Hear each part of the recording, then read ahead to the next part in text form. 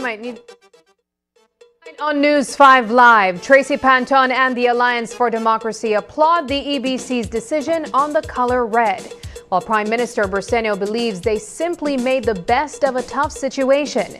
Dean Samuels breaks his silence on his nomination day no-show, and the Alliance weighs in on his absence. Doris Grant's new vehicle goes up in flames after heated gang mediation, which she claims was arson. Plus, the cause of death for the 3 Moroccan tourists is confirmed. Stay tuned for these stories and more coming up in just 1 minute.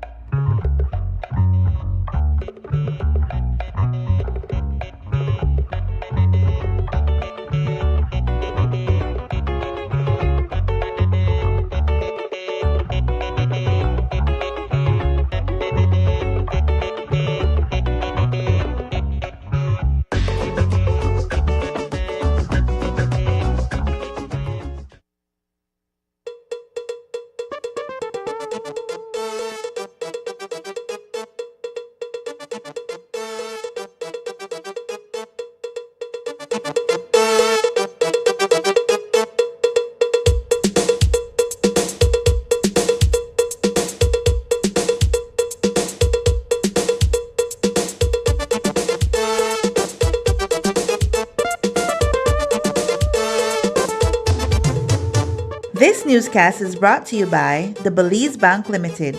Our country, your bank.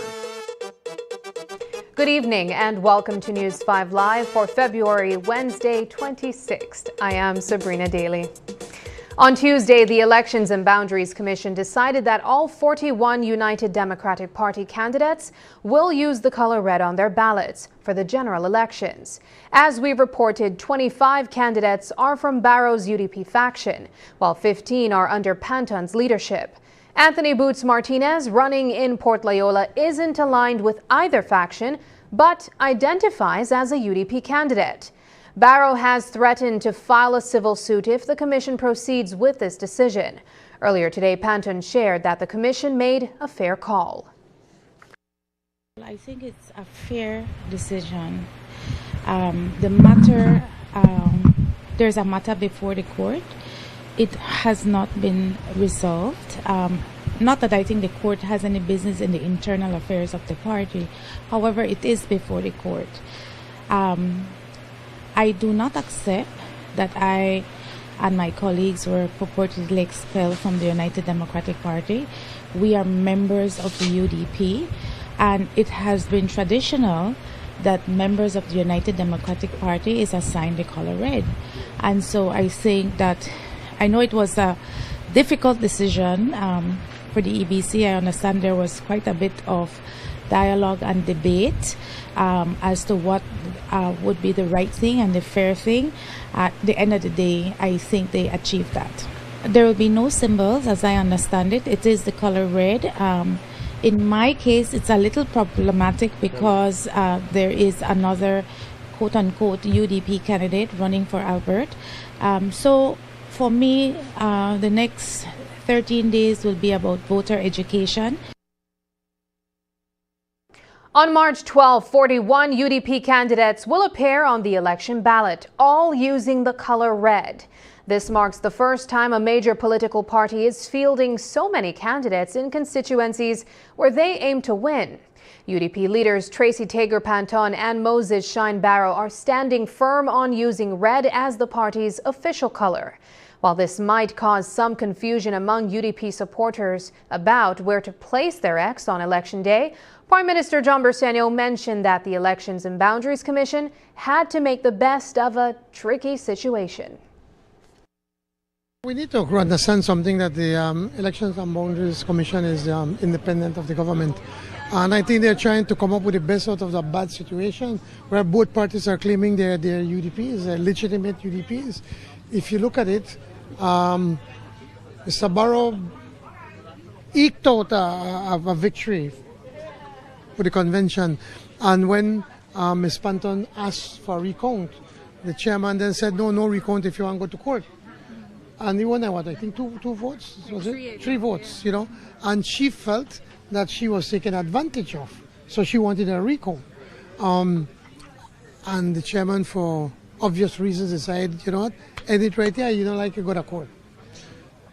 Tracy continued working the constitution of the UDP as far as I'm concerned. I'm not an expert in their constitution. I don't study their constitution. But from what I've been told, she has followed the constitution.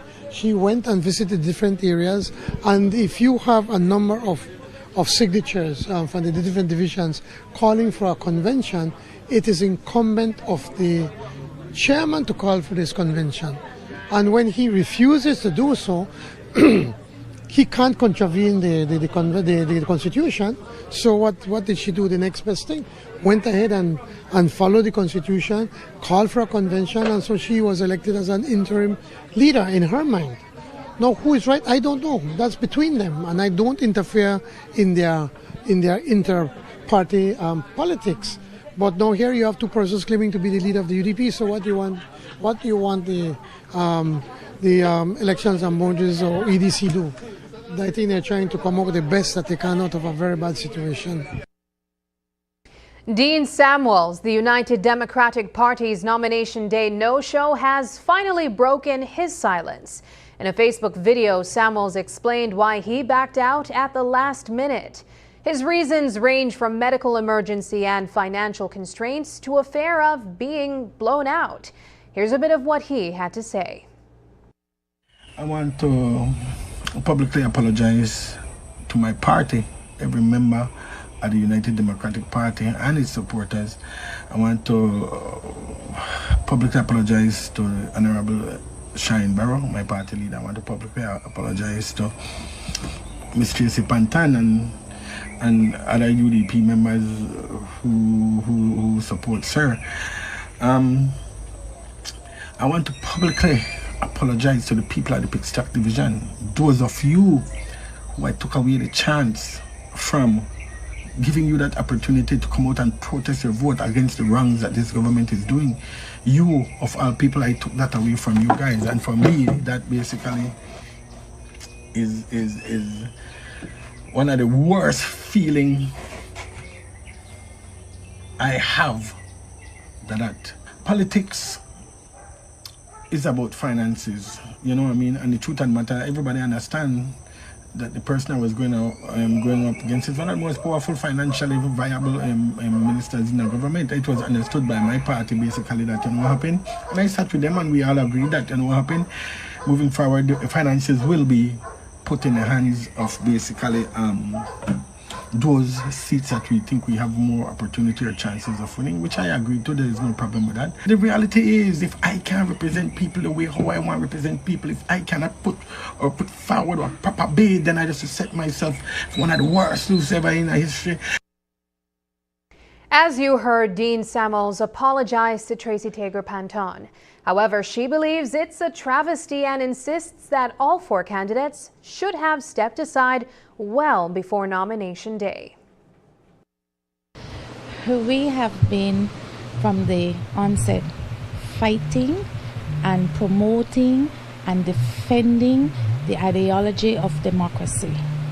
And in a democracy, people should have a choice to make a decision.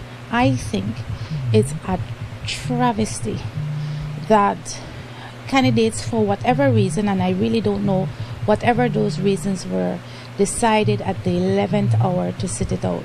If you knew you were not fit to lead, you were not prepared to lead, whatever the issues that may have arisen, then you should have stepped aside and allow us to find a candidate to contest the elections. It is only fair and right that as Belizeans we have an opportunity to say who we wish to represent us in the National Assembly.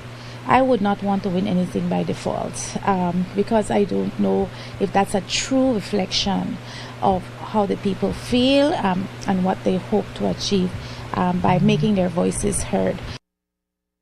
The day after he missed his nomination in the Pigstock constituency, Dean Samuels took to Facebook Live to explain his sudden disappearance. He claimed he fell ill with fainting spells just before reaching the Belize City Civic Center. Samuels, who was seen in a parade shortly before vanishing, also mentioned that he was up against a strong PUP candidate and that the UDP chose to support candidates with better chances of winning. However, the Prime Minister isn't convinced by Samuels' last-minute withdrawal. Was he strapped on a bed? He said in he the had hospital? syncope, which is fainting. He what? He had fainting spells. Fainting spells. How long it take you to sign your name? You're going to send people to sign a form, and then he shows up, signs the form, and he finishes. He never took care of nobody. It is obvious that Mr. Samuels realized that there's no way that he could win Anthony Marla and figured, why I'm going to embarrass myself? News 5 has confirmed that Moses Shine-Barrow and his legal team are gearing up to request a judicial review from the High Court regarding the Elections and Boundaries Commission. However, Tracy Tager-Panton is skeptical about the success of his legal challenge. She argues that the court doesn't have the time and voters are eager to cast their ballots. I don't believe it's going to alter the decision. The Election and Boundaries Commission, by law, has the discretion of making that call. I think they really took the high road in ensuring that all UDP candidates are appropriately represented on the ballot, using the traditional red that our voters have become used to. And it's his prerogative to challenge what he believes is, does not work in his favor. But I don't believe the courts will have time for that. And certainly the voters are ready to vote. Coming up, did a heated gang mediation turn arson? More details when we return.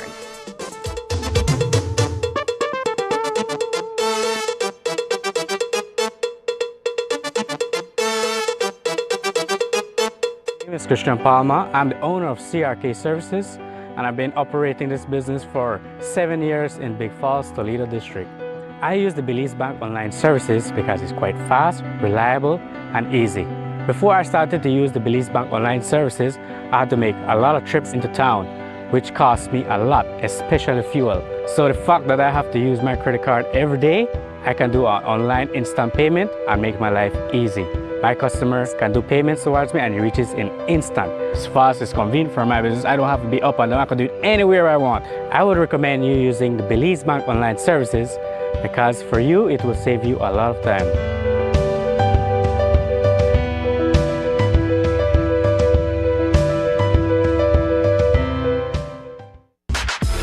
Belize, the countdown to Decision 2025 is on, and the voices that matter are speaking up. What are the biggest issues?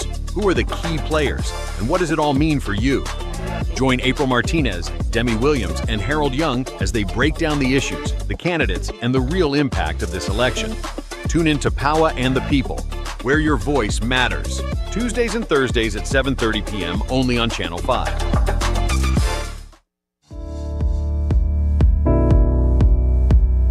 In 2024, Belize stands strong, progressing with determination under Plan Belize. Together we are building a safer, more prosperous nation, guided by vision, resilience, and innovation. To ensure safety and accountability, we appointed the Firearms and Ammunition Control Board. With modernized systems, international best practices, and tighter oversight, we are revolutionizing firearm regulations for the protection of every Belizean. With the new Lotus Wellness Center and nationwide police station upgrades, we're transforming how we support those who serve and protect us. In 2024, we took that commitment even further, empowering 96 more police officers to become first-time landowners, bringing the total number of land titles issued to over 400. Through a collaboration between the Ministries of Home Affairs, Natural Resources, and the Belize Police Association, we're not only investing in their mental and emotional well-being, but also in their long-term stability. Because a supported and secure force is a stronger force. At the Fort Belize Forensic Science Symposium, we showcased how data drives progress. From reducing gender-based violence to advancing DNA legislation, we're enhancing citizen security and strengthening public trust through science and innovation. Belize's future is also green and growing. By reactivating the Hemp Industry Oversight Committee, we're positioning Belize as a leader in hemp research, marketing, and investment, creating new opportunities for sustainable economic growth. In 2024, we proved once again that hard work delivers results, from public safety to economic transformation. Plan Belize is a promise we are fulfilling together. For Belize, for the future, let's keep building together.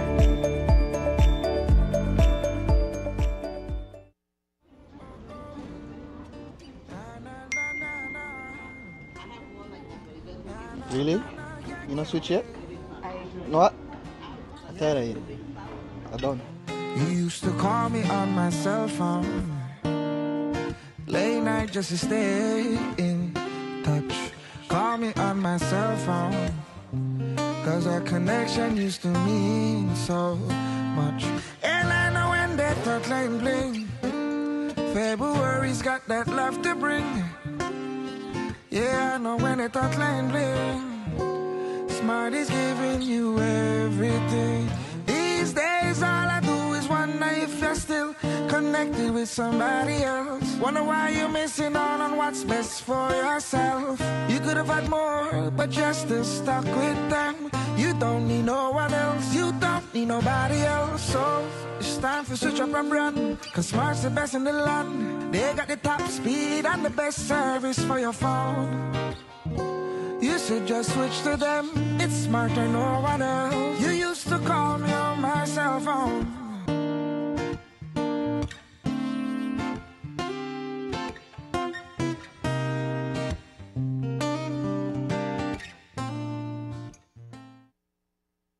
This is my first time here. Hopefully it's my last. My dear friends, here we are, all in our true colors.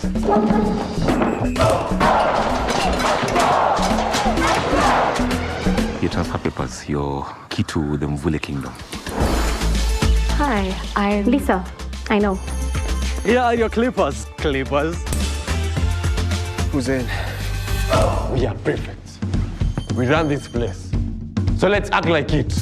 Solomon, the head prefect, quick. Is my collar straight?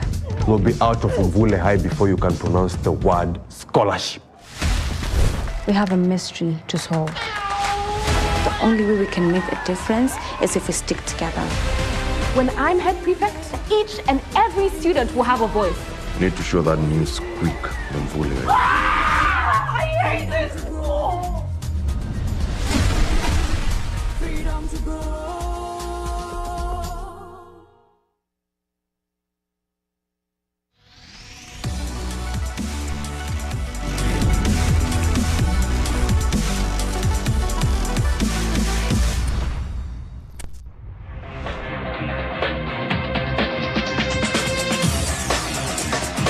Week after week, Scald presents exciting reports and documentaries on the most varied topics of our time.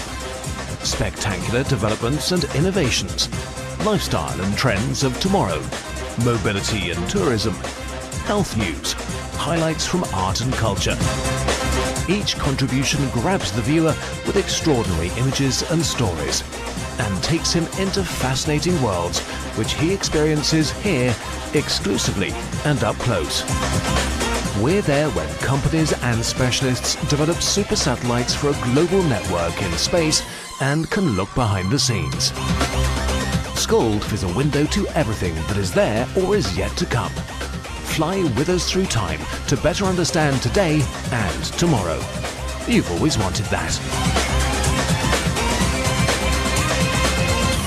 Scald, a look into the future. When someone you love becomes a memory, the memory becomes a treasure. Channel 5 introduces the Daily Obituaries. The Daily Obituaries will broadcast all death and funeral announcements and memorials to honor your loved one's life and memories. The Daily Obituaries airs on Channel 5 prior to the evening newscast, with subsequent repeats at 10 p.m. and 12 noon the following day. It will also be placed online on our social media platforms, all for a standard package fee. Celebrate their lives and memories with Channel 5's Daily Obituaries. Honor in life and reverence in death. Overnight, a vehicle fire at a car wash on Vernon Street is suspected to be arson. The late model SUV owned by businesswoman Doris Grant was torched following a heated dispute just hours earlier. The mediation, led by Commissioner of Police Chester Williams, involved members of various Belize City gangs. Tensions have been high since Brandon Baptist's death, and Grant, who spent 3 months in jail in 2024 under a state of emergency, was called to the meeting along with other known street figures. Things quickly escalated, and according to Grant, serious threats were made. In the morning, yesterday morning, I had a team of officers came to my house to speak to me about an intervention meeting with me and the PIV gang. I sat down, I spoke to them, and I said I didn't know anything about any shooting concerning the PIV gang. And which was, the meeting was with Mr. Dawson, which is in charge of LIU, now a part of LIU. So he said that he would have got back to me and that he would have had a meeting, meet with the PIV gang. And I said, okay. So he said he would have called me back and tell me what's going on. In that meeting, there was lots said, and I must say the truth that with whatever was said in the meeting, Chester did tell PIV that I had nothing to do with any shooting concerning them. And I could remember keenly in front of Mr. Williams, well, I just know my as baby from PIV. He said, I could have make you cry right now because I could have make both dead right now at the car wash place on Vernon Street. And hours after I came home, I heard my vehicle burn up at Vernon Street. So what else can I say? Grant is convinced that the fire was deliberately set to destroy her GMC Terrain SUV, in which she invested nearly $50,000. So what you want me to think now? Where do I go from here? When this information was shared with you, did the Commissioner of Police or any other officer there intervene in terms of perhaps looking at this threat seriously?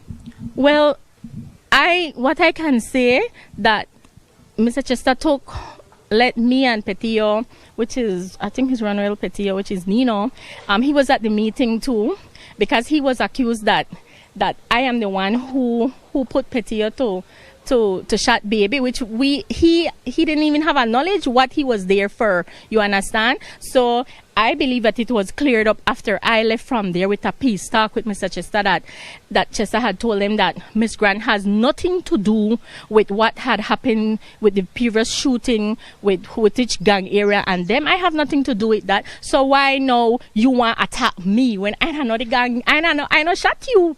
I have nothing to do with that.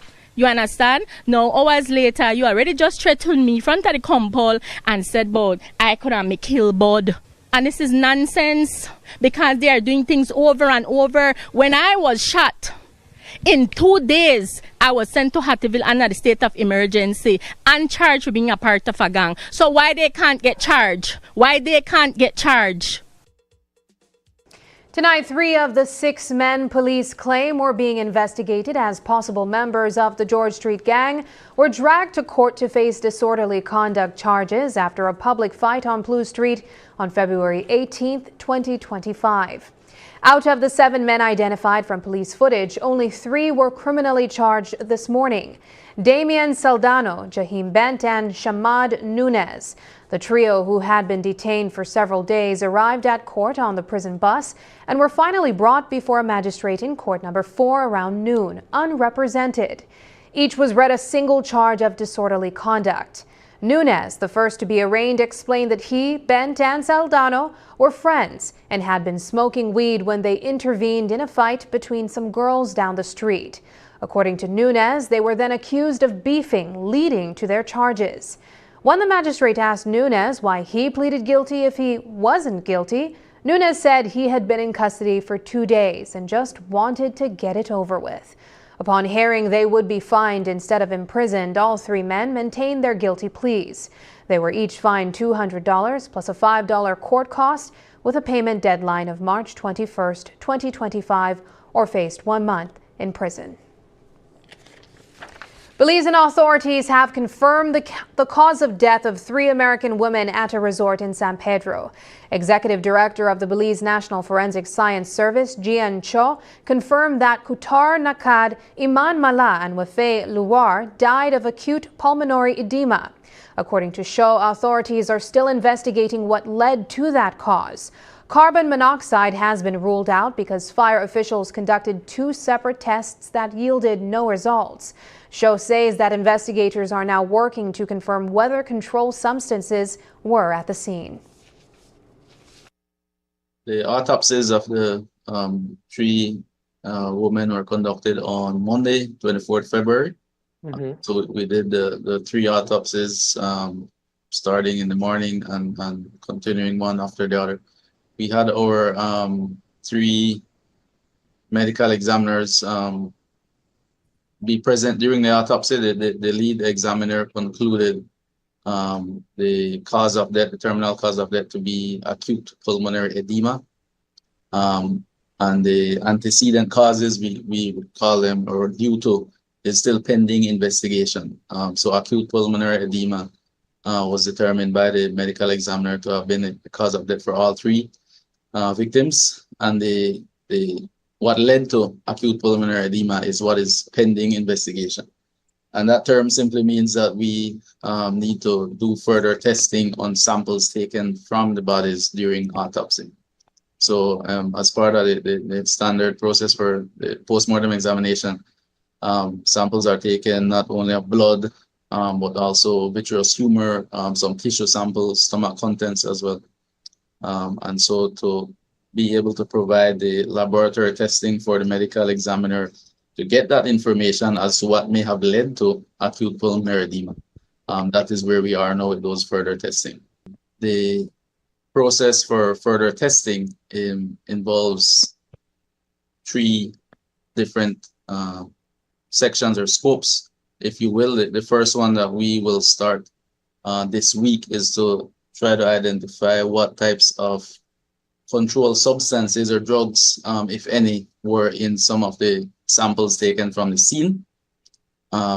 So these were from different items that would have been collected from the hotel room to see if there were any controlled substances found in those. In July 2020, a group of men pulled off a daring daylight robbery at the Soca Bank Balama branch.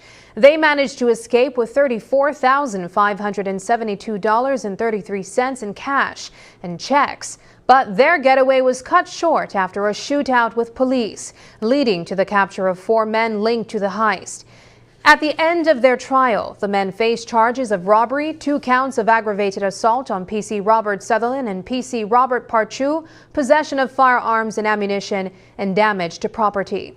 However, they were acquitted of most charges except for George Main, who was found not guilty of damage to property.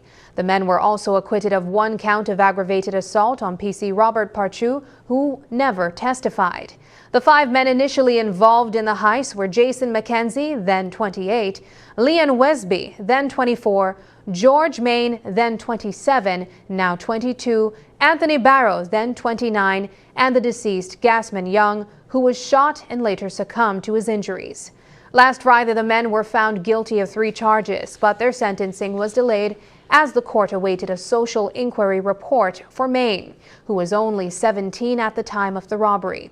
During the trial, only Wesby had legal representation from attorney Ronald Gonzalez, while Main and McKenzie were unrepresented.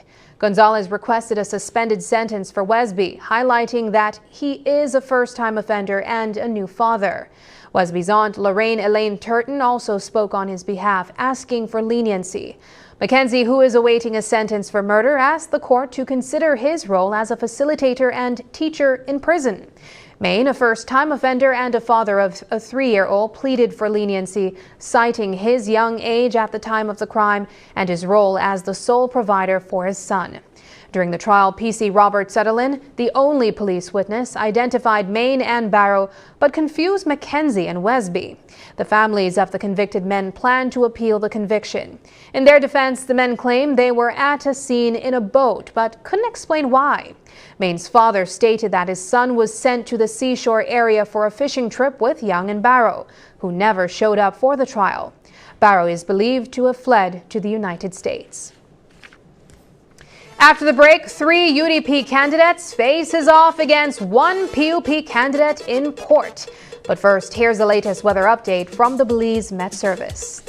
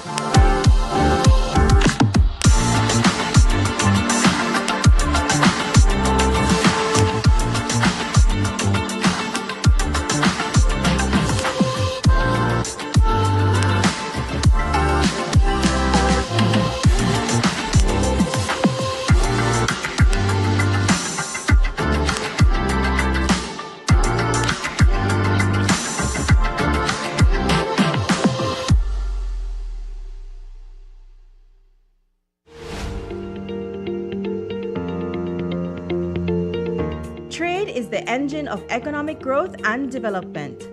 Trade rebounded to pre-pandemic levels by 2022, driven by increased market penetration of sugar, corn, lobster, and conch. The ministry worked to operationalize the trade agreement with Taiwan, including to be ready for the resumption of the export of shrimp, ensure that Belize benefited from expanded market access to Mexico, including for cattle, completed negotiations of a trade agreement with El Salvador, leveraged a claim through the Caribbean Court of Justice, resulting in significant increase in Belize's brown sugar sales within CARICOM, sought to re-engage Guatemala towards the expansion of the partial scope agreement, and undertook projects to streamline trade procedures and improve customs efficiency. The ministry continues to work to ensure that Belize is well positioned to take advantage of trade opportunities and to maximize the rules of trade.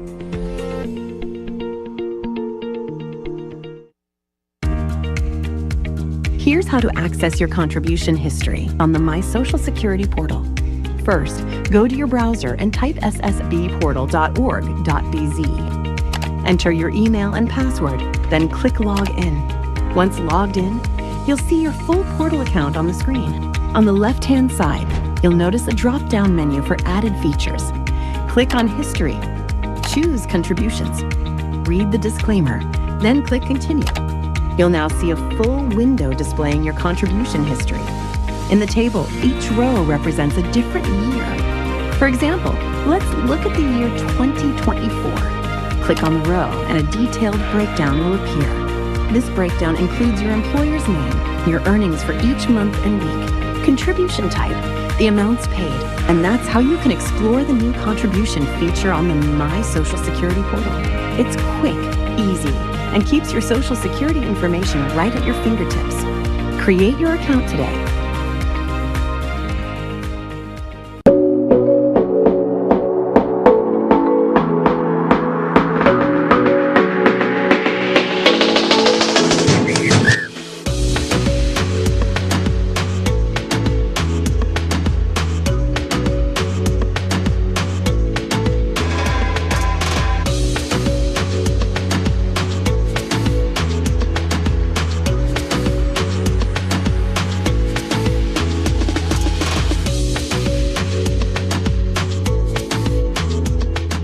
Bananas on the Beach, your gateway to local luxury. To book your stay, visit bananasonthebeach.com or contact reservations at 280-4726.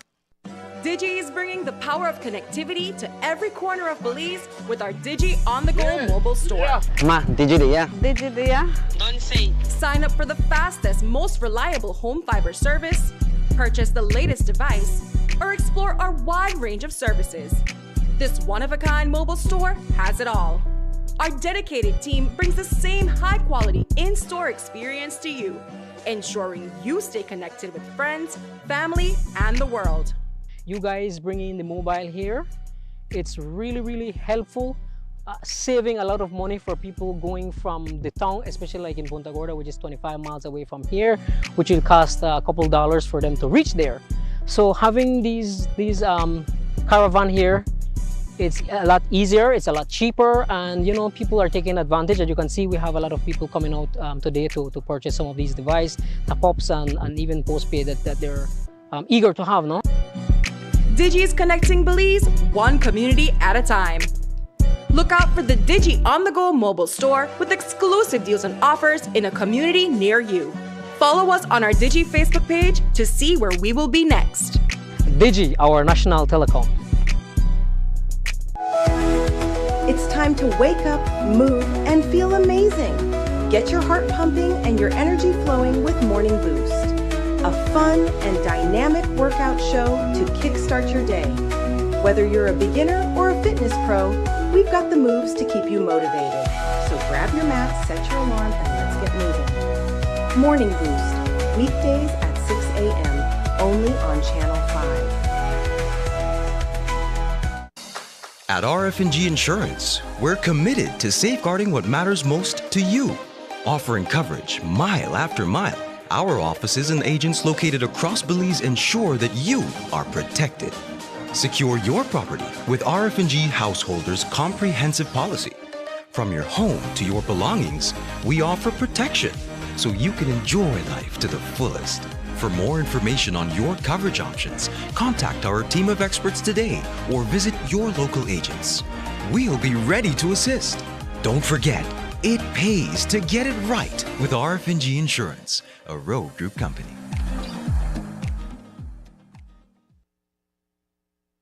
Port Loyola voters are in for a unique race. On March 12th, they'll see 3 UDP candidates on the ballot, the only division with that many UDP hopefuls vying for the seat. All 3 are aiming to defeat the People's United Party's incumbent Gilroy Usher Sr. It's definitely one of the races to watch. News 5's Paul Lopez has been on the ground chatting with all 4 candidates. Here's his report.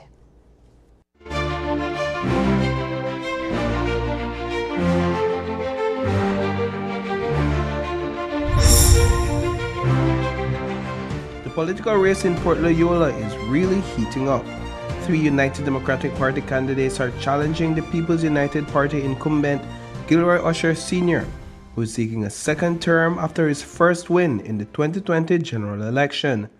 So who will come out on top? It was a tremendous honor to serve the people of Port Loyola, and I have to say thanks to them for giving that opportunity. In serving them, I've been able to address a number of things: land, housing, educational opportunities, improvements of sporting facilities, and promotion of small businesses. In an interesting twist, Gilroy Usher will be going head-to-head with his son-in-law, Philip Superman Willoughby, who is one of 3 UDP candidates in the race. People would look and criticize my marriage. Paul, I think everybody's supposed to celebrate a marriage. It's a union before God and man. I don't know if they would rather see the type of politician frolicking, running around, messing around. Willoughby emphasizes that his candidacy is all about addressing residents' needs.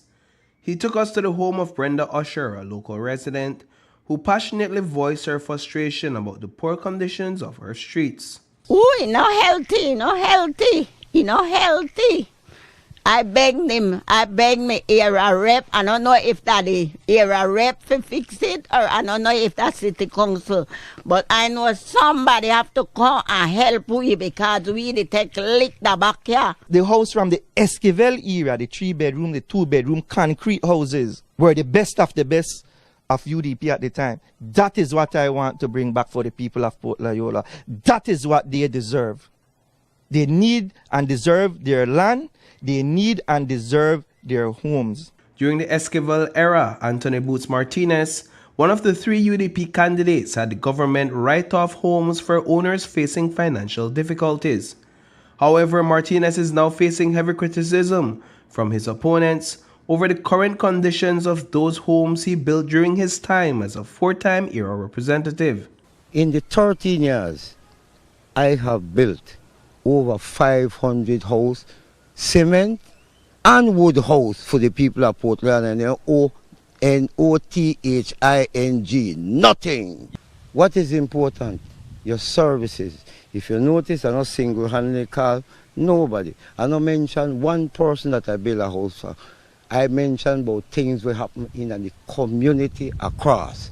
Like, for example, say, from Farbage Road, from by the Long Barracks, by Corner Caesar Ridge Road, to the George Price Highway was cemented under my tenure. Nurse Finley, Alan Pitts, Gill Street where Mr. Usher got office. So I left the area in reasonable standards. I took Port Loyola from a poor constituency to a semi-middle class as we speak right now. Career educator Dr. Nelma Mortis is the only woman in the Port Loyola race. She emphasized that her approach isn't about exploiting residents' struggles for political gain. Instead, she invited us to meet in an office to discuss her vision for the constituency. I see a lot of environmental conditional issues.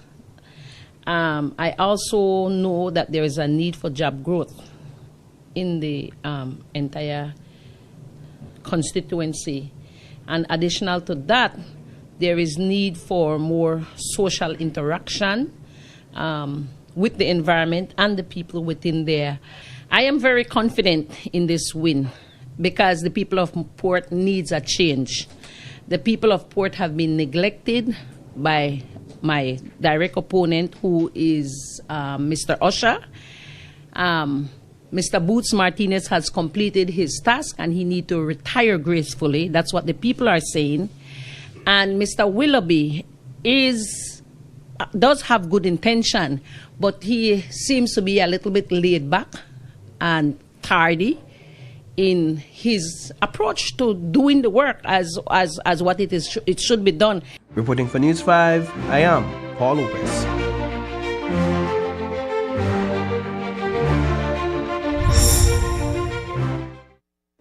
On nomination day, the country watched in shock as 4 of the 30 UDP candidates under the leadership of Moses Shine Barrow failed to show up for their nominations. This means you won't see the names of Dean Samuels for Pickstock, Melvin Hewlett for Fort George, Norman Usher for Dangriga, and Dennis Williams for Toledo East on the ballot come election day. They pulled out of the race at the last minute, and when asked about it that evening, Barrow seemed completely unaware. While some have suggested that the PUP might have influenced the candidate's withdrawal, Prime Minister John Berseno dismissed this as a desperate allegation. When asked about the impact of these withdrawals on democracy in Belize, The PM confidently stated that it proves democracy is alive and well. It's not a failure of democracy. That is democracy. People decide who they want.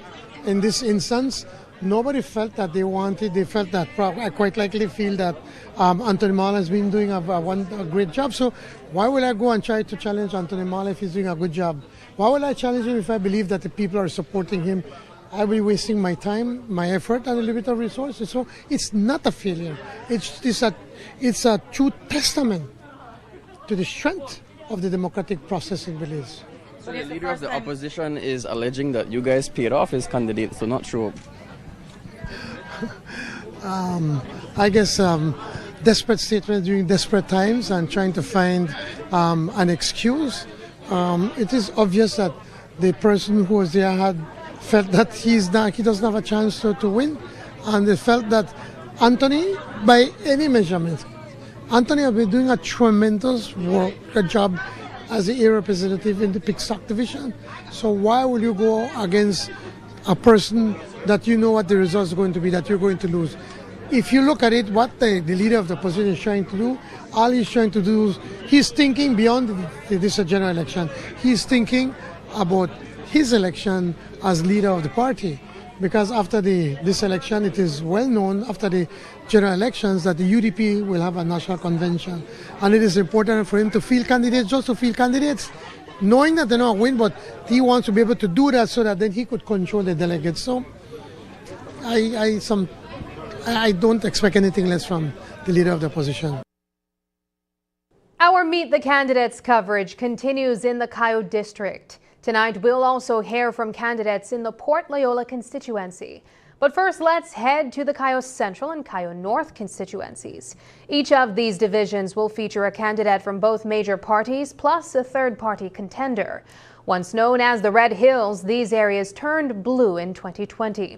Will that change on March 12th, or will it stay the same? News 5's Paul Lopez has the report.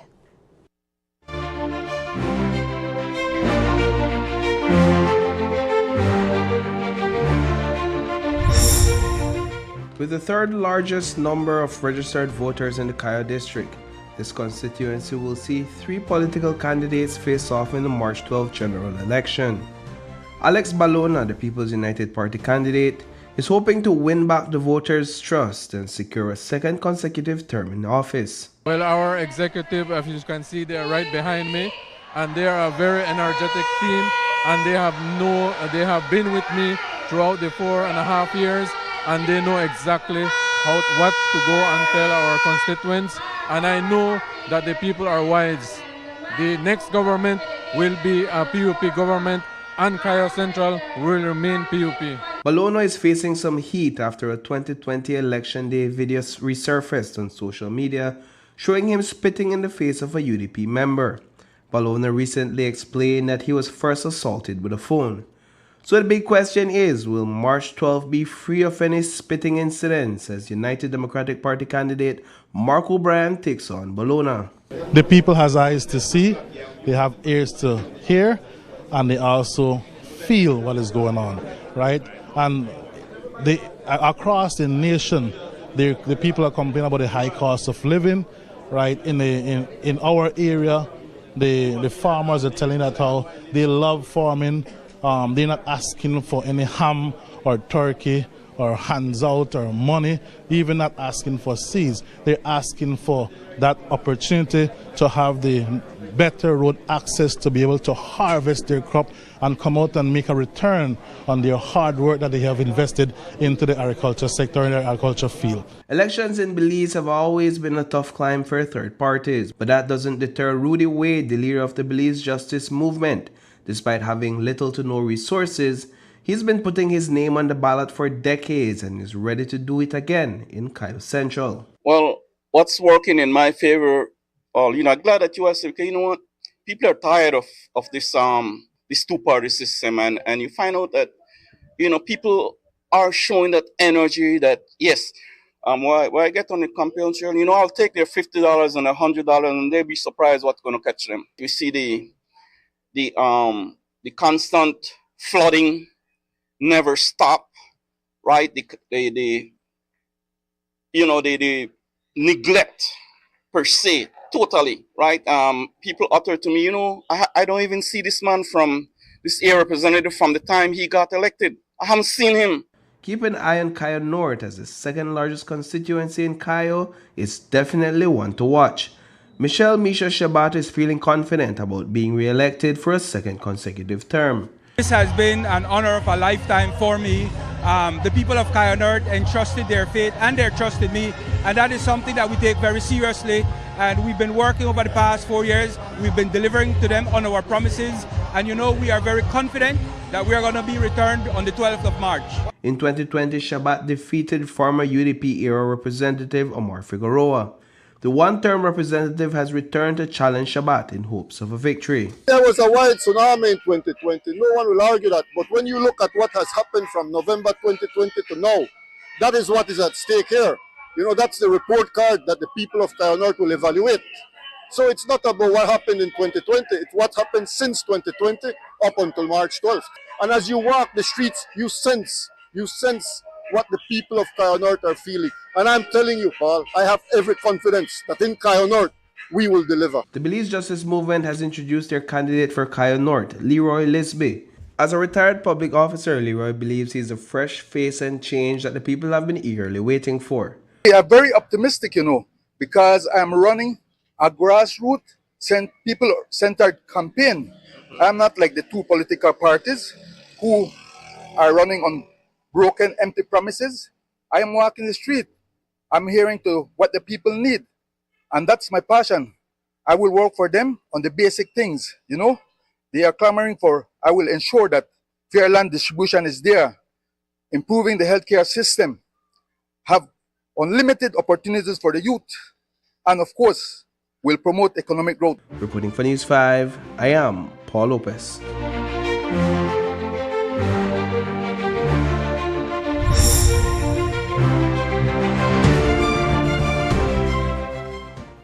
This afternoon, Prime Minister John Briceño toured the Mesopotamia constituency with the People's United Party candidate Lawrence Ellis.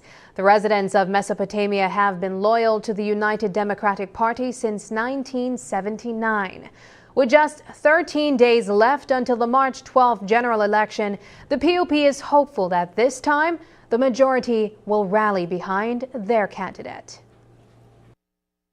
I am convinced that we have a very good candidate here in Mesopotamia, and this division has been represented by the UDP since 1979.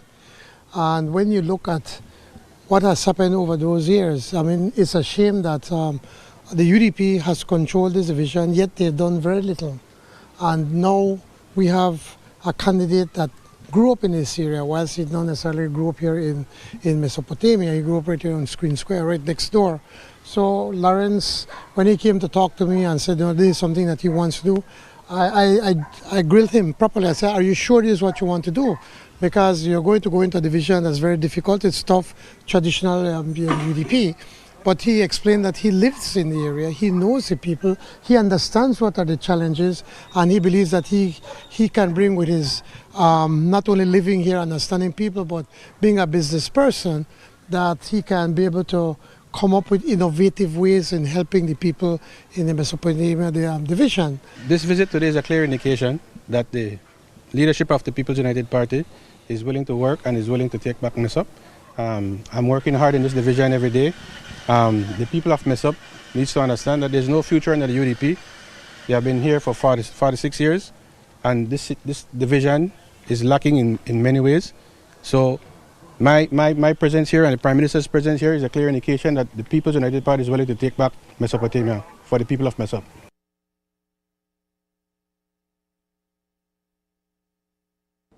Back in 2013, former Prime Minister Dean Barrow didn't mince words when he called out the Ministry of Natural Resources, especially the Lands Department, as a breeding ground for corruption. There were stories of desk clerks practically demanding incentives or gifts just to do their job of processing land documents. If you didn't play along with this corrupt game, your paperwork could take forever or even mysteriously disappear. Fast forward to today, the PUP government is promising to clean up this mess. They're planning to digitize the land registry, push through new land laws, and improve the land tax collection system. Prime Minister John Bersenio shared more details about these plans today. There is a process when you are transferring land from one person to the other. Maybe the people at land could have been more vigilant, probably. Maybe some may be involved, I don't know. But yes, I think there's a lot that has to be left to be done in the lands department. There are a number of things that we want to put into place. First of all, the DPM has given me a copy of the proposed legislation for real estate agents to regulate that industry. It is something that I started working. I had it pretty much ready when I resigned back then in 2007, but it seems that the previous government had no interest in working on that. Our DPM obviously got carried away, well, I shouldn't say got carried away, was tied up with all of these land clinics that he continues to do, and then and now that he finally have this bill ready to take to cabinet and then to the National Assembly, well, the elections came upon us. In his mind, the timeline I think he was working was November 2025. So he did not have it ready, but to take it to the National Assembly. But we're working on that, so we have that ready, and that's going to be taken. That's going to be a priority in the next government. Secondly, we're looking at digitizing the land registry and the titles unit, because once we can digitize that, it slows down. It makes it the issue of fraudulent transaction makes it more difficult, because then there is a digital imprint of what is happening, and so we want to do that, not only to prevent fraud but also to provide a more effective and efficient service for the private sector.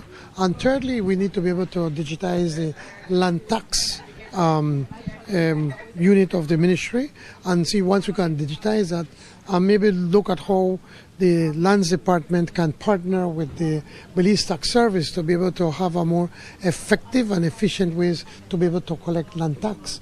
I am told, and I may be wrong, that we have as much as $100 million in land tax to collect, but we collect probably maybe 10 or 20% of that.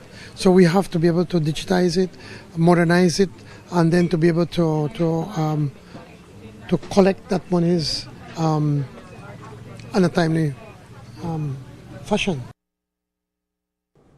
When we return, new Dorothy Menzies Child Care Center opened in Belmopan. Belize is our home, a land of promise and opportunity. At Belize Government Lotteries Limited, we're not just about luck. We're about making a difference.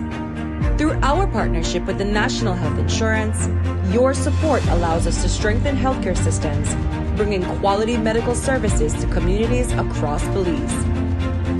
We're empowering our youth by funding programs in sports, because every child deserves a chance to shine.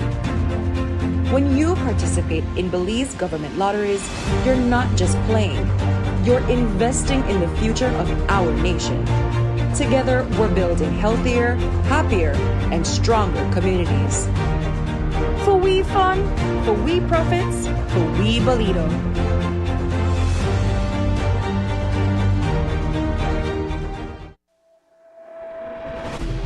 How can a precision-engineered and sustainably made tire change your world?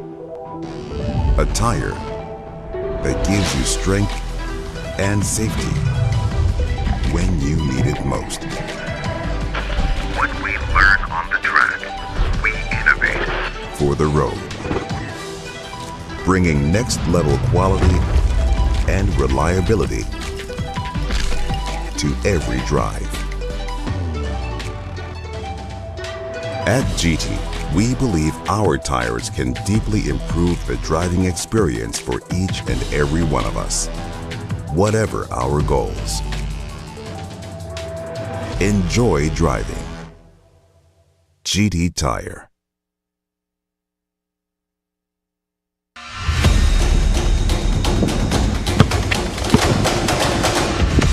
Good game, bro. Good Come back tomorrow, make us school up again. See that 3 pointer that we are the calf, right?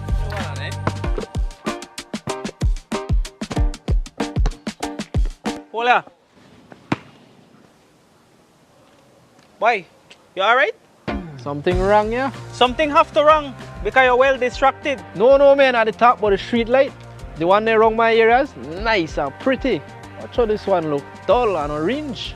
Because this one, the HPS. So if you see any other old fixture, report it to BL and BL will change it to the bright LED one then. You see one where you talk about? Just like that. But how you do that? The thing easy. Make I show you something. All you need for do, that go in your BL app and click the option where say street light fault, enter your location, put in the 7-digit number from the pole, press report, and left the rest to BL. Just like that? Just like that. Have an old fixture? Report it today using our BEL 24/7 app, bringing you a brighter tomorrow. February is all about Honda. Get special pricing and discounts on all Honda products. Enjoy up to 25% off select Honda products and 20% off Honda parts. Don't forget your B-Bucks whenever you make your purchase. Love your Honda. It's all about deals and discounts on Honda products throughout the month of February. Only at Benquip Equipment Parts Service.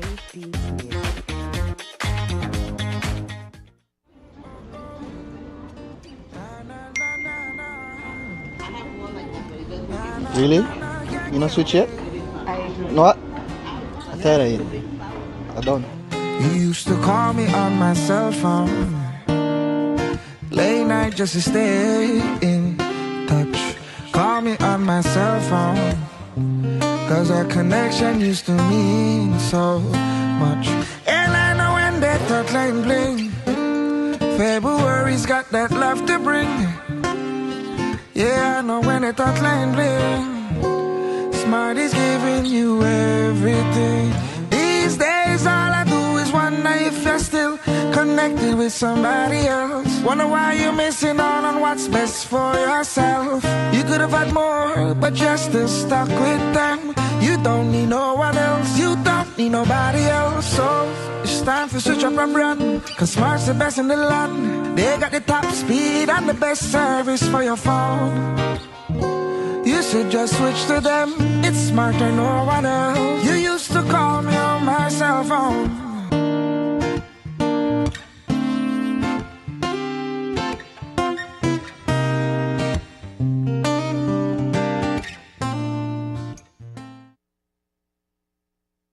This is my first time here.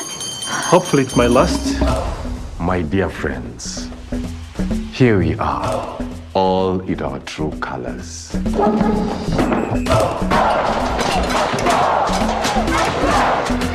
It has papers, your key to the Mvule Kingdom.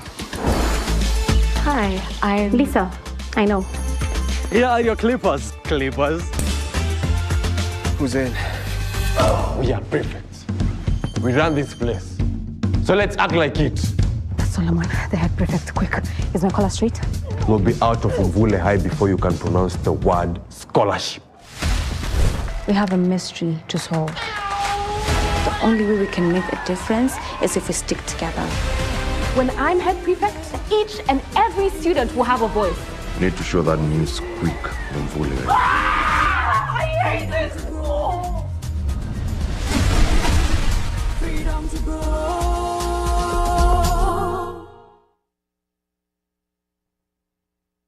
Today marked the grand opening of the new Dorothy Menzies Child Care Center in the Mesopotamia area. This impressive facility, which replaces the former Dorothy Menzies Children's Home in Belize City, comes with a price tag of $2.1 million. The children here will now enjoy spacious amenities that were previously unavailable, including an open activity area, a playground. News 5's Marian Ali was on the scene to capture the event. This brand new bright yellow building, known as the Dorothy Menzies Child Care Center in the Mesopotamia area of Belmopan, is now home to Belize's most vulnerable victims of abuse. Named after Dorothy Menzies, a dedicated member of the first board of directors, the facility honors her tireless efforts and passion for supporting abused and neglected children since the original children's home opened in Belize City. Some of the stories of what happens sometimes to our children, it is absolutely heart-wrenching. The type of neglect, the type of sexual abuse, the type of difficulties of discrimination because of special needs or any kind of handicap. Some of these stories are heart-wrenching. You can't even sleep at night sometimes. It is important for us as a country to have a facility supported by the staff who can really dedicate themselves to those among us who are most in need. Some of these children who have been through so much. Minister of Human Development, Dolores Baloramos Garcia, emphasized the need to move away from the cramped and unsuitable building in Belize City.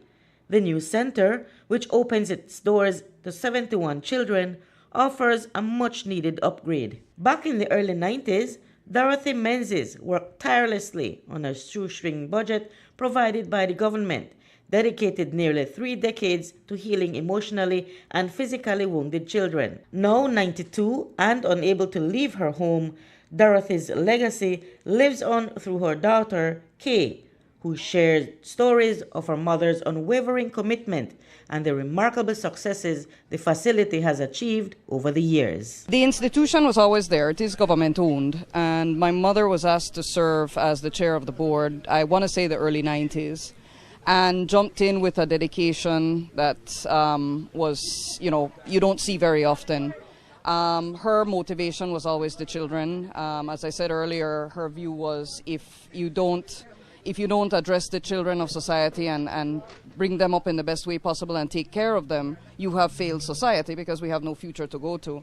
And she took that very, very seriously up until health-wise she couldn't anymore. I spent a lot of my years hearing stories around the dinner table and trying to help in any way we could, but it was Mom's passion. Menzies says there have been quite a few success stories coming out of the children's home, and many of these people are now upstanding members of society. I've met young professionals who are employed at companies like BTL, officers making good progress within the police department, people from all walks of life, but young professionals doing well and proud to say that they were in the center and that the center was part of their success stories.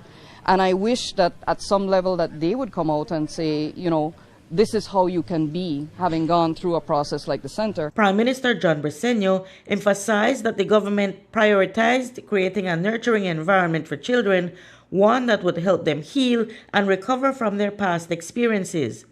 The goal is to rehabilitate these children so they can re-enter society and eventually move in with loving families. We need to set a place where they can feel loved, they can feel safe, and that we could try to in a way fix them, because many of them mentally they have been abused, sexually they've been physically abused, and so that by having a special center providing all the amenities, we're hoping that we can fix them in a sense. As what Kay Menzies mentioned, she has seen boys, young men and women, young professionals that have been at the Dorothy Menzies Center and who have managed to do something with their lives. We want to offer hope to these children. The center in Belize City got too small, and they felt that we need to find somewhere bigger. This is only a portion of the land. It's 2.5 acres, so we have a lot of more land for expansion, to be able to provide probably a basketball court, volleyball court, things for the kids to be able to live a happy and productive childhood. Kay Menzies confidently shared that the opening of this beautiful and welcoming space for Belize's most traumatized and neglected children is bound to bring a smile to her mom's face. I think it puts a smile on her face. This even though she can't be involved directly anymore, it's near to her heart. It's always a part of who she is and who she has been. And so hearing that, I wish I could bring her here today, but Hearing how the center has progressed and hearing where it's going now, I think she will be very, very pleased when I give her the update. The center is located on a plot of land donated by Recondev. Reporting for News 5, I'm Marion Ali. This morning, 15 small businesses from all over Belize received a boost of $7,000 each through Beltrade's Belize Enterprise Empowerment Project, BEEP. Supported by the CARICOM Development Fund, this initiative aims to help growing businesses expand their reach and enhance their products. News 5's Brittany Gordon was at the Seed Capital ceremony in Belize to bring us more details. Seed capital is the initial funding that a new business gathers to develop its product. It's a crucial investment needed to get the company off the ground. This morning, the Belize Trade and Investment Development Service, Beltrade, hosted a seed capital grant ceremony where 15 growing businesses were awarded $7,000 each. Ishmael Kiraz, Executive Director of Beltrade, mentioned that the recipients were carefully selected to represent a diverse range of industries. It's a wide range of businesses spanning from agro-processors to artisans to service providers, people operating in the cosmetics industry. And so it's quite diverse, and it's fantastic to see such innovative ideas coming up. Things involving people, providing photography services, for example. And so it really is inspirational, and we hope that it opens the minds of entrepreneurs out there, especially young people, to not be afraid of your new ideas. Go after it. To qualify for the grant, recipients had to go through a tough selection process, which included multiple rounds of applications and training, submitting detailed proposals, and delivering a 2-minute pitch to a panel of judges. Herbalist Aurora Saki is one of the lucky 15 chosen from a pool of 230 applicants. I have a small business, and my idea is to grow and maybe one day, be a, trademark in Belize, and not only in Belize, maybe for the world. And I am promoting the natural remedies. So I have been struggling with my business from when I was a young girl. And today, I feel very excited because it is the first time I am getting a little help to do a little bit more of my footsteps that I always dream of, and I feel that more good things is going to start to happen. With the grant money, she plans to broaden her reach by offering more ready-made, pre-packaged products. She also aims to cut down on preparation time by investing in better machinery. I have oil, soap, tinctures, more ready to use, creams, beauty products too. I even have Colgates, deodorants, and so far I am doing good.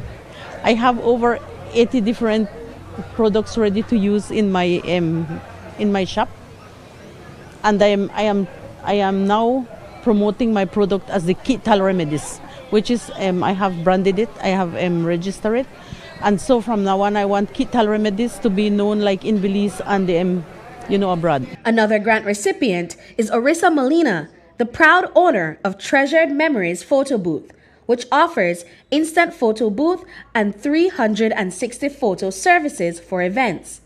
Molina shared that part of the application process involved creating a detailed investment plan. When we got the news, we were elated because we know that we were up against really good businesses, and we were hoping that everybody could get the funding. But we were so happy and so elated and proud of our accomplishments, really and truly, for receiving this fund. And this is going to provide the funding or the initial investment that we need to provide the 360 overhead booth, and we're going solar.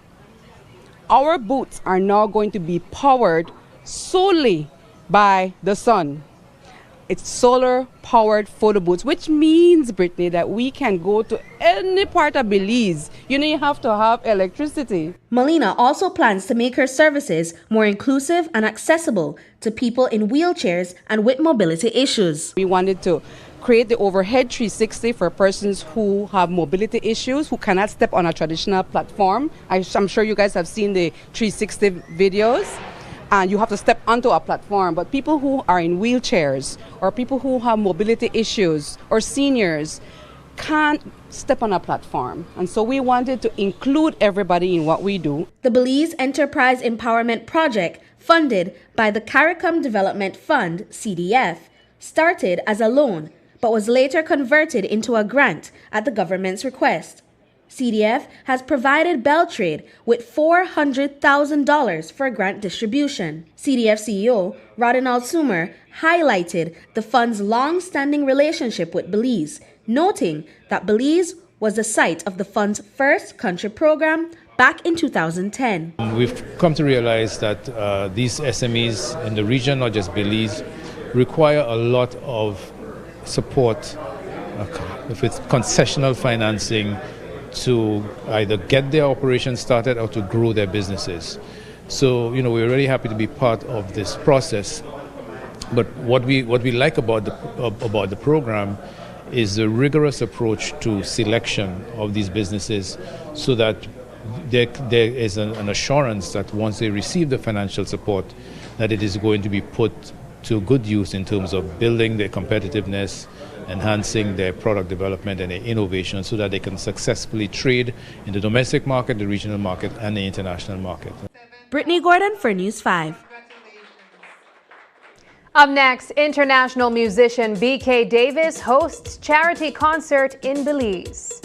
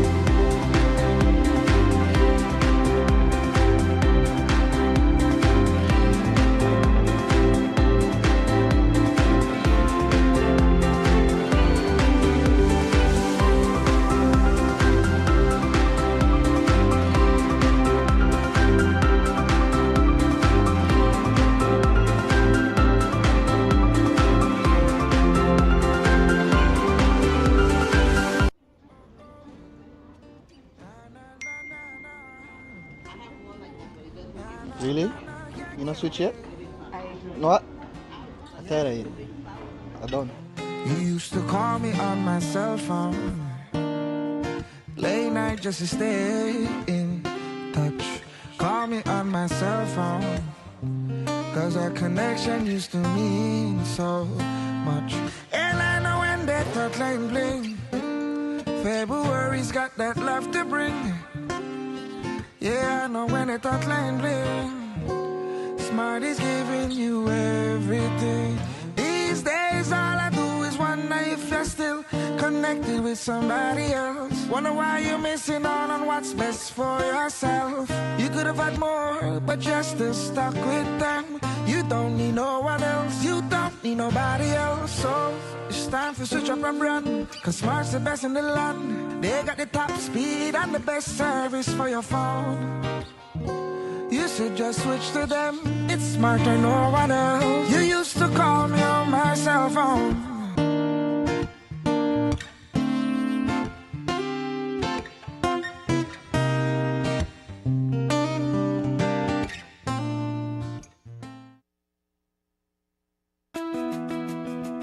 La formación del Centro Neurológico del Hospital Galenia es que esas enfermedades que son altamente complejas y que muchos de nuestros pacientes tenían que emigrar hacia otra parte de la República u otra parte de México, ahora puedan ser atendidos aquí. La atención quirúrgica en el centro neurológico se forma dentro de un grupo multidisciplinario que incluye tanto neurólogos, médicos internistas, ortopedistas, neurocirujanos, pediatras. Y este esfuerzo que se ha realizado para conjuntar todos los especialistas es para siempre brindar al paciente un abordaje multidisciplinario y transversal. Evidentemente, mientras más rápido podamos llegar al diagnóstico de los pacientes, más rápido podemos tratarlos, resolverlos y por ende mejor resultado vamos a tener al final. Entonces creo que la prioridad y el fundamento principal de un proyecto como este es justamente eso, que no se pierda tiempo de forma innecesaria para poder al final del día llegar al mejor de los resultados con un tratamiento completo, integral y oportuno. Y las visiones desde diferentes perspectivas nos permiten tener pues el mejor tratamiento y la mejor opción para el paciente. Tenemos la capacidad técnica, operativa, profesional y la infraestructura de poder establecer una atención neurológica de alta calidad.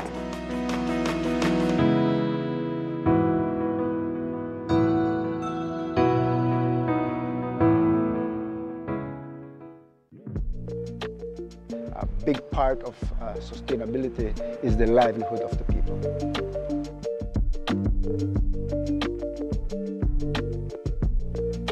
El agua es importante para nosotros, para la gente. Sin agua no es vida.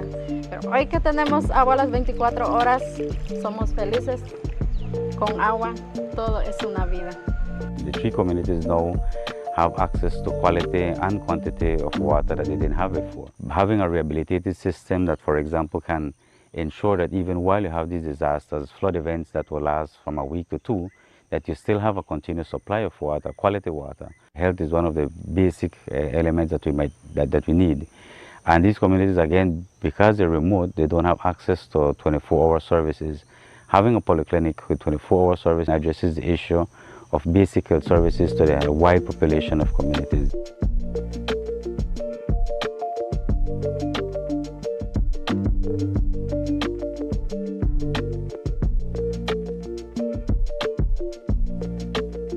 El proyecto solar también el benefició bastante porque ahora antes el cobro de luz venía de $1,050 a $800 y ahora ya normalizó como 3 meses, estamos pagando $500 o $530 es lo más. Sé que hay varias personas, varias organizaciones que ayudaron y de parte de la aldea de Bilbao, pues todos estamos agradecidos. Gracias por todo lo que hicieron en la aldea.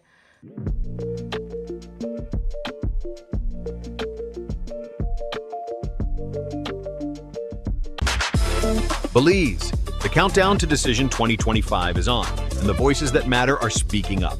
What are the biggest issues? Who are the key players? And what does it all mean for you?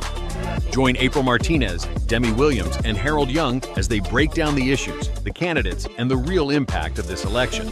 Tune in to Power and the People, where your voice matters. Tuesdays and Thursdays at 7:30 p.m. only on Channel 5. On Thursday, Steinway artist Byron B.K. Davis will take the stage for a solo performance at the Bliss Center for the Performing Arts. His show titled Invisible Secret will feature his original music, including a song dedicated to the beauty of Belize, as well as covers of classics by Lionel Richie and Stevie Wonder. All proceeds from the concert will go to the Bliss Center for Performing Arts to support the theater and its programs. Here's News 5's Brittany Gordon with more details. Wonder if you would open your eyes and see. After just one visit, Byron B.K. Davis fell head over heels for Belize. Hailing from the United States, this talented musician specializes in jazz, R&B, gospel, and soul, and can play over a dozen instruments. His first trip was in 2017, and now he's back, ready to use his musical talents to express his love for this beautiful country. When I came to Belize, it was more like a sabbatical after 30 years of, hard work as a musician and everything. So I came to Belize just to kick back and to have some time. I don't know how long I stayed. It was like nine months or better than a year. And I fell in love with Belize. It's just a wonderful place, wonderful people. The food is matchless. You know, you can't, it's just amazing. The food's amazing. Everybody's nice. Everybody's nice. And so I decided, I said, well, geez, I'm gonna go back to Belize and finish my audiobook, you know? Davis returned to Belize to record an audiobook for his memoir, B.K. Davis, Ivory Towers. During his visit, he chatted with Kim Vasquez, the director of the Institute of Creative Arts, to brainstorm ways he could give back to the creative community. Having released that album and having the song about Belize, he wanted to come back here to spend some time to do his audiobook that he's working on. And as well, just be back here. He really loves Belize, loves our culture, our people, our food, our music. And so naturally, he found his way back here to the Bliss Center for the Performing Arts to connect with us. That was just before Christmas, and he had barely sat down with me 5 minutes when he said, you know, Kim, whatever you're doing here at the Bliss, I really want to support it. How can I help? And I said, well, you have an amazing voice. You are a fantastic composer, and if you would just simply do a performance for us, that would go a long way. I've seen magical people in magical places. Davis is set to perform a 90-minute solo concert, showcasing his incredible musical talent as one of the select few Steinway artists in the world. These musicians are hand-picked to perform exclusively on Steinway instruments. During the concert, Davis will play his song, Down in Belize, a track he created to celebrate his love for Belize's serene beaches. When I feel like sunbathing nude down in Belize, in the moonlight, undulating smooth right by the sea, you and I both feel so tropical, down in Belize, where only lovers go. Second verse is dolphins dancing, scarlet macaws singing love themes, mangoes falling, coconut milks oh so sweet. You and I both feel tropical, feel so tropical, down in Belize, where only lovers go. That's my contribution, and these are really my thoughts, my feelings. Belize is the perfect getaway for anybody who wants to take a vacation, anybody who wants to close things off and study. As for me, this particular trip, I'm completing my audiobook. Tickets will be sold at $15 for adults and $5 for children. The profits will be used to assist with the refurbishing of the Bliss Center and its theatrical projects. Brittany Gordon for News 5. And that's the news. Tonight's broadcast is available at channel5belize.com, on our Facebook and on YouTube. I'm Sabrina Daly. Thanks for joining us, and from all of us here at News 5, good night.